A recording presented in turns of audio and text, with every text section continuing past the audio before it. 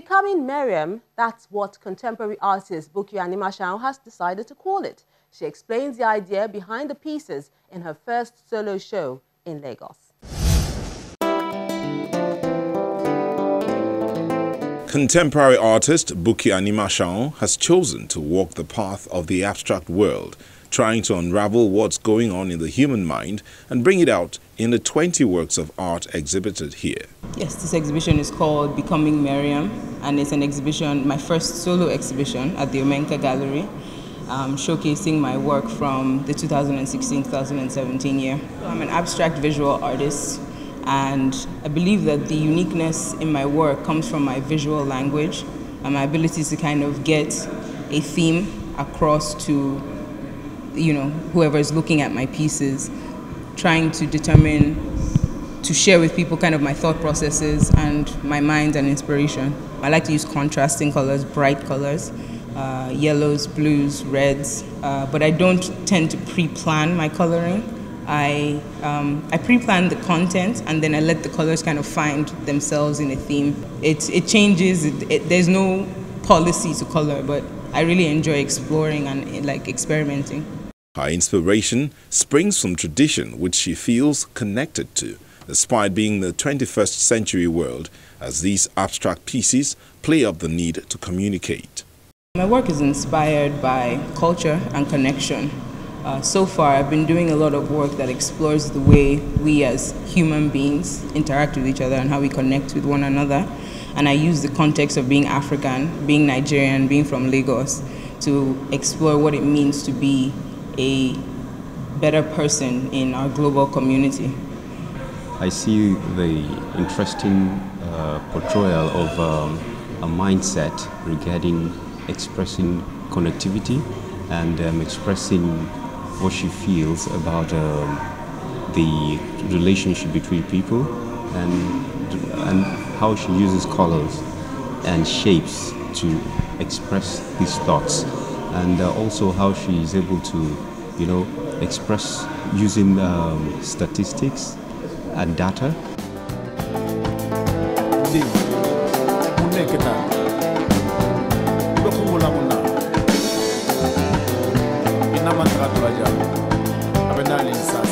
There are 3 different series featured in this exhibition. There's the Space Between Us series, which is a 7-piece series that focuses on the process of self-actualization, so how you grow and integrate new information to become a new evolved version of yourself. The next series is Superheroes, which to me depicts the kind of different superpowers that we have to take on in our daily lives to interact with each other, the ways that we need to be polite with each other, to be funny, to be respectful, to be kind, and just a whimsical understanding of what it means to kind of have to put on all these different faces to connect with each other in our community. And then the last series that's being featured is Success Metrics, which is explaining how you measure your own level of success. So it's highlighting attributes such as being bold and being yourself and being authentic.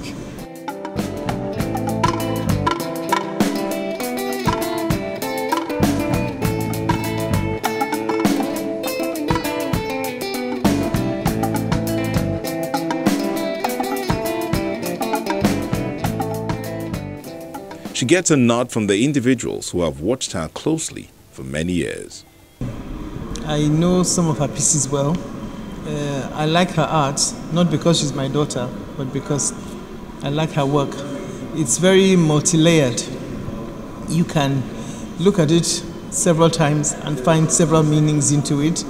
You can enjoy it in different ways, and that's what I like about it.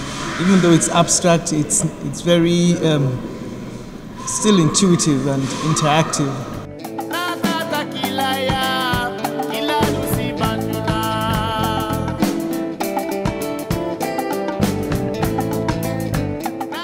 First of all, I respect every single artist because it is not easy to put a stroke on a canvas and trust that that is the stroke you wanted to make without trying to clean it. And being able to do several strokes, finish it, and tell people to come and look at it, that this is your finished product, is a skill on its own. So I respect them. For Bukky now, I'm lucky to be working with her. She's a very, very interesting artist. What I see her doing is she has accepted all of these things she has been through and she has represented it for us to see. I think that's excellent. Not everyone is bold enough to say they understand her art. Well, I'm still trying to understand her work. But, you know, I think she comes up with all these pieces and so far so good. She's exploring, she's doing well with it, you know, and now we're at Omenka. But whether you can figure it out or not, Becoming Miriam is an exhibition that seeks to throw up a discourse about coming out of oneself, finding yourself, and freeing yourself from the shackles of silence and depression. She has been able to take our daily experiences and visually interpret it from her own point of view. A lot of us go through the same process she has displayed here. We all go through self-actualization. We all go through finding ways to measure our successes. We all go through having to be different things just to survive in the world, or even Africa as a whole. When you look at the works, they might look so strange. But when you go around the second time, then you appreciate what she's trying to portray.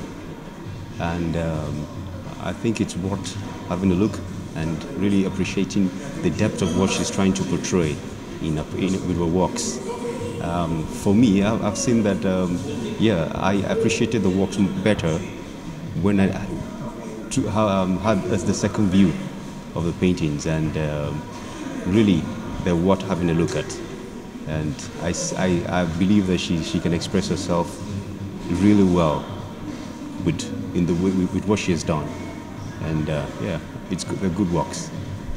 Well, I think she's really actually trying to express her inner feelings through art, and she wants to encourage people as well, you know, to be who they are, to understand that there are better things out there, and always be hope, be help, be helpful, or whatever she's putting out there is just for people to know that they can, you know, be bold and be themselves. The series is called Success Metrics, and the piece is called Time Plot, and it actually features the statistical graph of a time plot that shows how something grows over time.